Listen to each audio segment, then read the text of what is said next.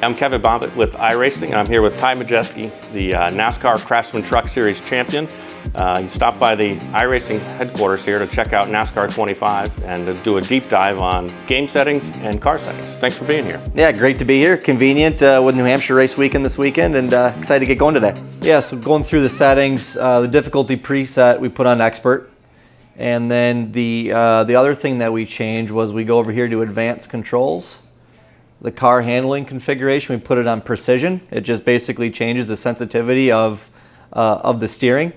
And it was just suited better for the way I use a controller, I suppose. Go left on the Advanced Controls, show them the other setting we have there.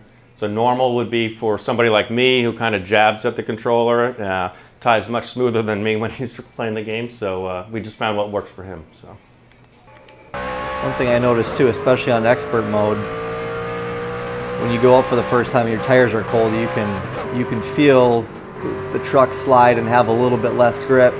And as I run and the tires come up to temperature, the grip increases just like real life, which is a pretty cool touch. See, it just pretty much slides a little bit, so you got to be ready for it.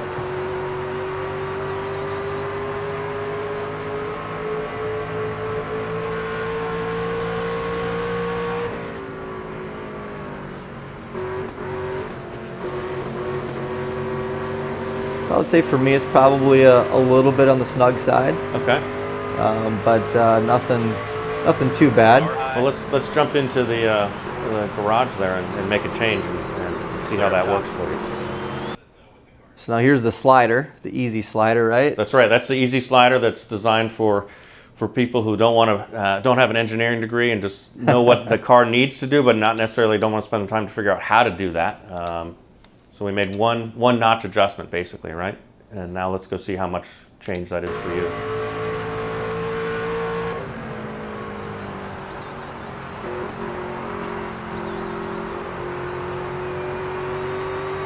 Yeah, you can definitely feel the difference when you get on the gas. Definitely have to have a smooth finger when you're on this setting.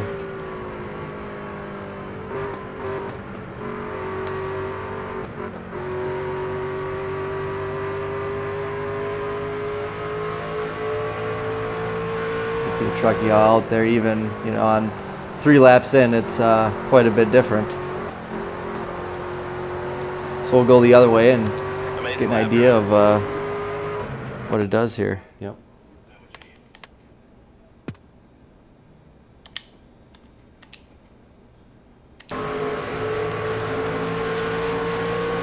Outside. Clear high if you want it. Inside now. Totally different feel. Now I'm just You can see. Yeah, I'm just pretty much cranking the analog all the way to the left, and can be pretty hard on the throttle and not have to worry about it. It's crazy the difference. Car low. All right, so we got a little 6-lap race here at Phoenix. Not a position you often see, Ty, starting from the We're gonna go from the back. We're gonna go from the tail end. We'll have some fun. I like how you even pull off a pit road here, like you're lined up for the national anthem. Yeah. Be ready. A lot of good touches. I love it. Green. One bottom. Clear all around. Just like real life at the start of a race at Phoenix, what do we all do when we hit the start-finish line? One high. 3 wide. That's one of the things that makes this racetrack so unique and so exciting compared to some of the other places we go to is just the options that this racetrack gives the drivers. It's makes it interesting and entertaining for the fans to watch. One outside. 3 wide. Car outside. Pretty good first lap. Yeah, not bad. Not bad. Clear up top. Outside now. The nice thing about Phoenix is it, like I said before, it gives the drivers a lot of options. There's a lot of different approaches in 1 and 2. I noticed earlier, if I can get there, when you start to straddle the apron like this, it kind of de-wedges the vehicle just like it does in real life, and can help the truck turn. You can use that as a tool, especially when you get late in a run in real life. We start to really utilize that yellow line and that apron, certainly in 1 and 2. One low. Outside now. Clear low if you want it. Definitely on the settings that I have, you have to be smooth on the brakes, smooth on the throttle, you know, really smooth on the steering obviously as well. You don't want to do anything abrupt to upset the vehicle, which is a cool touch. I remember growing up on some of the old NASCAR games, it was, you know, kind of just hold the X button down. I'm a PlayStation guy, so you hold the X button down as pretty much as hard as you can, and kind of just crank the steering. And this is, you know, gives it a much more realistic feel. And you really have to, on these settings, anyways, certainly massage the buttons and to get the vehicle to do what you want it to do, which is, to me, a lot of fun. What's your impression of your competitors there? They're running you clean like Well, they do in the real world, or you know, I don't know if that's like the real world or not, but certainly getting more difficult to pass trucks as we move farther to the front. You can tell the level of, you know, difficulty, or I guess their overall ratings get better as you get farther up to the front and more difficult, which is obviously realistic. Looks like we're going to crack the top 10 here in 6 laps. Not terrible. One up high. Clear high if you want it. Clear high.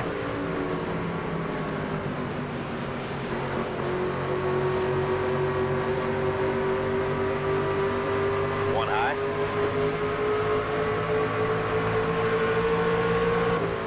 Clear high.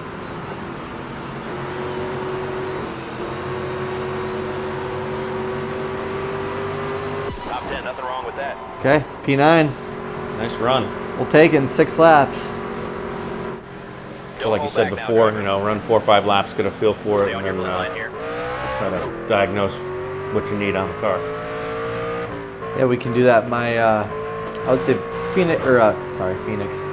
Kansas is probably one of my favorite intermediate tracks, just because it gives the driver so many options. You can really run from the wall all the way to the white line here, and it's, you know, really aged enough to where, you know, there's quite a bit of tire fall off. You know, it's not to the point, you know, of Homestead or anything like that, but you can certainly, you know, hurt your tires early on in a run, and pay the price for it at later in the run. Clear. So as I'm going here, I don't know, the truck feels pretty good, honestly. Like at Kansas, you know, in real life, we're basically wide-ish open. If your truck's decent for maybe, you know, 5 or 6 laps, and I'm having to do a little bit lift now. I'm about 6 or 7 laps in, One bottom. so I'm just doing a little bit of a burp, you know, on entry to make the corner, which is really realistic compared to, you know, what I would see in this situation in real life. So if the crew chief's on the radio, what do you tell them you want to do? Yeah, as I'm running here, I'm about 6 or 7 laps in. The truck started out pretty good, but definitely building just a little bit tight. That's kind of my limiting factor here, having to lift and you know, kind of waiting on the front end. So maybe we'll get out and go and make a quick adjustment. Outside. So here's the setup sheet. As you can see, a lot of adjustments. We got our spring rates, all 4 corners, bump and rebound, tire pressure, camber, front and rear. So, and then all the way on the right-hand side, sway bar adjustments, brake bias, the rear gear, wedge, nose weight. Just for simplicity's sake, we'll just make a right rear spring adjustment, a little bit tight. So we'll just raise the right rear spring 2 clicks and see what that gets us.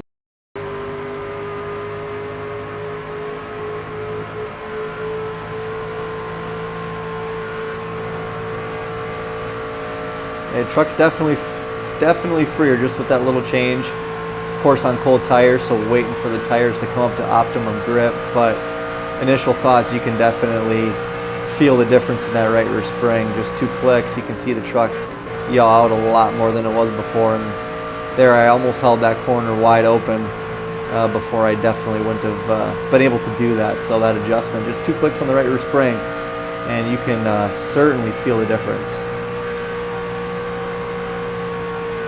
That corner was completely wide open, so like I said, just a little bit snug before. Now that I've made that change, pretty easy wide open, That and was your best lap yet. blistered my lap time by 0.6. We're good here. Bring her back to the garage if you want. Maybe a little bit too much, had to lift there, just a little bit too free. So yeah, just really cool being able to, you know, go to those advanced settings and make some of the adjustments that you would make in real life, and have those adjustments really, you know, make the same difference it would in real life. So you guys are watching it live. I didn't do any pre-testing with that regular spring change. Pretty impressed with the sensitivity it gave back to me.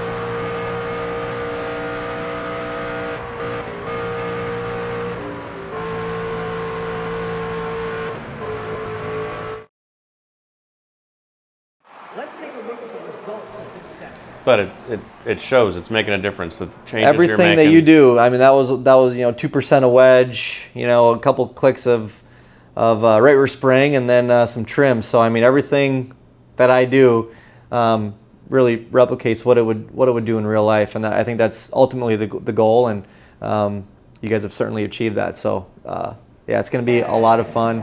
Last second pre-race adjustment for Last second Ty. adjustment. We were a little bit too tight that last time, so I just went back halfway on the wedge. So instead of 52%, I went back down to 51%, and we started at 50. Green, green, green. So Kansas is a place where you really want to utilize the runs to your advantage. It's all about on throttle time. These trucks were typically wide open for 5 to 10 laps if you're up front and your truck is pretty decent. One thing that we all like about Kansas is you can utilize the entire racetrack from the top to the bottom. It's old, it's pretty wore out compared to some of the intermediates we go to, and you're just trying to look for clean racetrack, and that's kind of the name of the game in real life, and it's the same thing on here, just trying to go where the other guys aren't to pick up spots.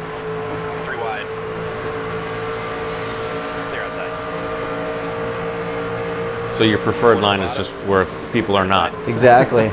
Kansas, you can go really from the bottom of the racetrack all the way to the top, and you got to manage your tires. There's quite a bit of tire fall off now as this racetrack has aged.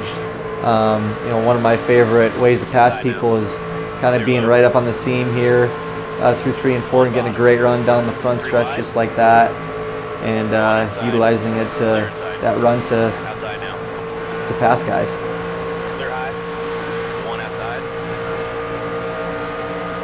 One thing too, just with the racetracks themselves, a lot of these racetracks are the scans that they used for iRacing. So the realism and the feel that you get from all these racetracks is a lot like real life, which is obviously a great thing for everybody experiencing the game.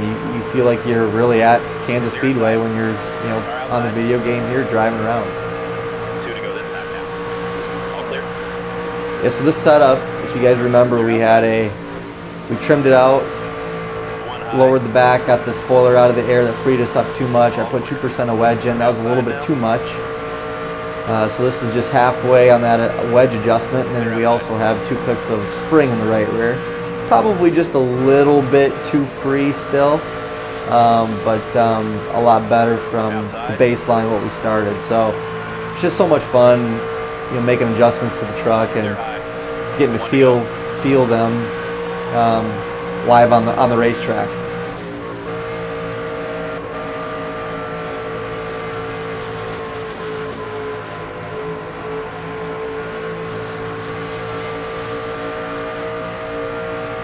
Outside now.